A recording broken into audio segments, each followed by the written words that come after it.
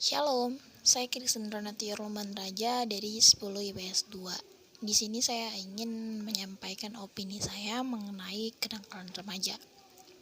Nah, sebelum saya memberitahukan opini saya, kita harus tahu apa itu kenakalan remaja. Nah, kenakalan remaja itu adalah perilaku menyimpang yang dilakukan oleh remaja. Itu arti sempitnya, di mana remaja itu adalah orang-orang yang menuju dewasa. Jadi mereka ini belum dewasa, mereka ini masih labil, mereka juga masih punya emosi yang meledak-meledak, mereka juga belum bisa menentukan yang keputusan yang valid gitu. Kadang konteks benar dan salah mereka udah tahu mana benar mana salah, tapi ketika yang salah itu mungkin lebih asik, lebih seru, lebih banyak yang minat, nah mereka akan tetap pilih yang salah. Nah itulah yang kita akan sebut dengan remaja yang labil. Nah di Indonesia yang dikatakan remaja itu adalah umur 17 ke bawah lah. Dan karena di Indonesia itu diakui dewasa itu umur 21 tahun. Ketika seseorang dewasa melakukan perilaku yang menyimpang disebut dengan kejahatan, dan itu akan ditindaklanjuti oleh undang-undang yang berlaku sesuai kejahatan dia.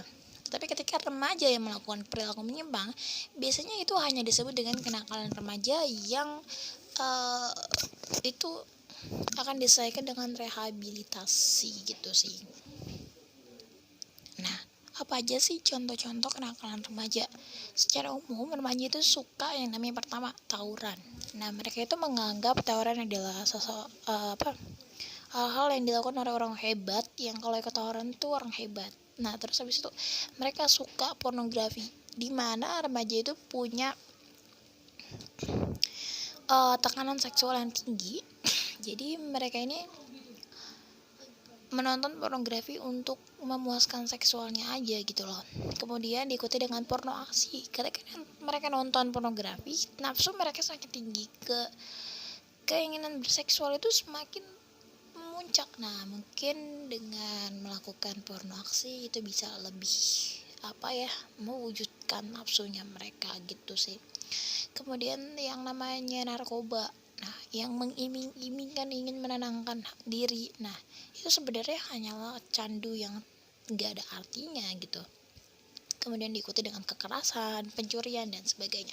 Itu masuk ke kategori kenakalan remaja sih secara umum. Nah, remaja-remaja ini bisa melakukan kejahatan karena berbagai faktor. Pertama, kurang kasih sayang orang tua. Kemudian juga kurang diajarkan hal-hal yang berbau agama. Kemudian salah pergaulan, terus juga salah penggunaan teknologi dan pergaulan yang salah. Ya, itulah beberapa faktor, meskipun faktornya banyak sebenarnya, cuman itulah yang paling sering terjadi di Indonesia apalagi. Nah, kemudian masuk ke intinya, opini saya terhadap kenakalan remaja. Kenakalan remaja sebenarnya kalau menurut saya gak ada orang yang benar-benar baik di muka bumi ini. Ya sekalipun remaja gitu.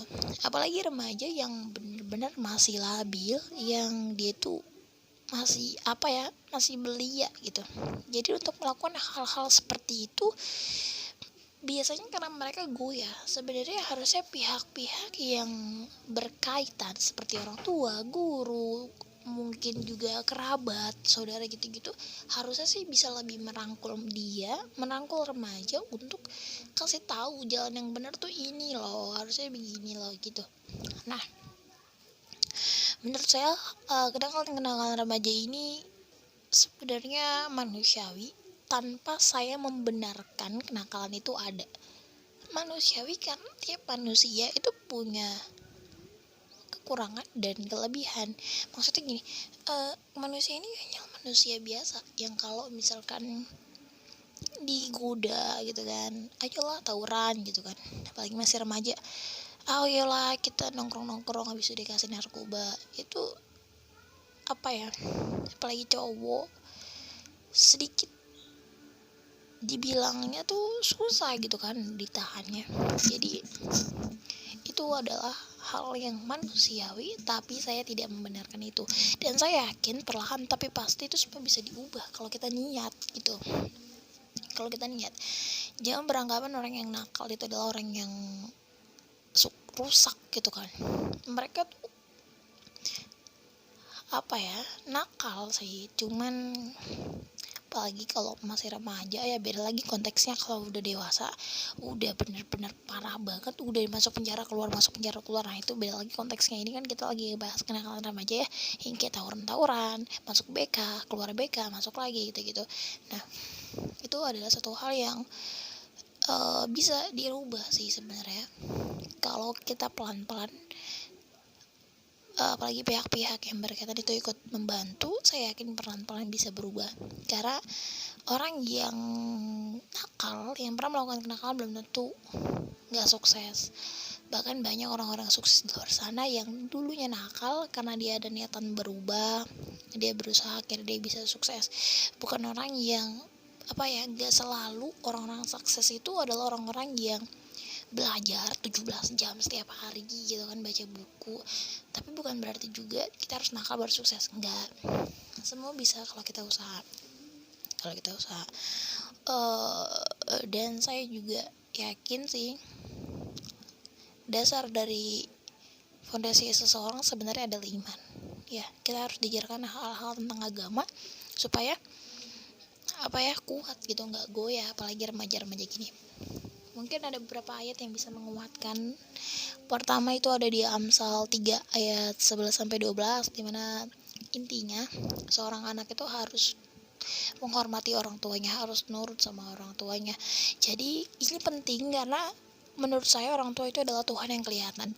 Dimana ketika seorang remaja itu bisa nurut sama orang tuanya, orang tua itu bisa memberikan nasihat, bisa memberikan pepatah, bisa memberikan gambaran gimana supaya dia tuh gak ngelakuin hal-hal yang gak baik lagi. Kemudian ada di Kisah Para Rasul 6 ayat 4 tentang tekun berdoa. Berdoa itu adalah salah satu cara kita untuk membangun hubungan relasi dengan Tuhan. Jadi ketika remaja ini bisa membangun relasi dengan Tuhan yang baik, saya percaya ketika dia ingin melakukan hal-hal yang gak baik, dia akan berpikir gimana nanti relasi saya dengan Tuhan. Dia akan berpikir lebih lagi ketika dia ingin melakukan hal yang jahat. Jauh berbeda ketika dia tidak punya hubungan relasi yang baik dengan Tuhan.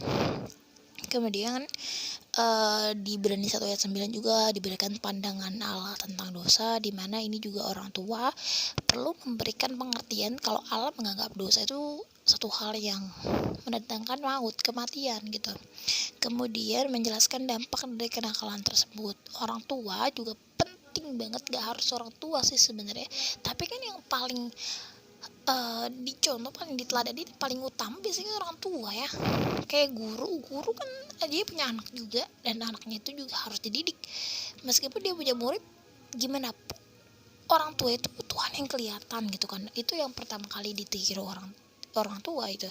Jadi orang tua harus memberikan gambaran gimana sih dampak negatif ketika kita melakukan itu, gimana sih ke depannya, gimana sih feedback yang akan kita dapat ketika kita melakukan kejahatan, ketika kita minum narkoba, apa yang akan kita dapat. Nah, jadi ketika seorang anak itu dari pertama kali udah diajarin untuk menghormati orang tua, dia akan mengikuti semua nasihat orang tua. Mungkin dia akan menjadi anak yang remaja yang lebih baik lagi, saya percaya sih. Jadi itulah opini saya mengenai kenakalan remaja. Kurang lebih saya mohon maaf dan terima kasih. Tuhan Yesus memberkati.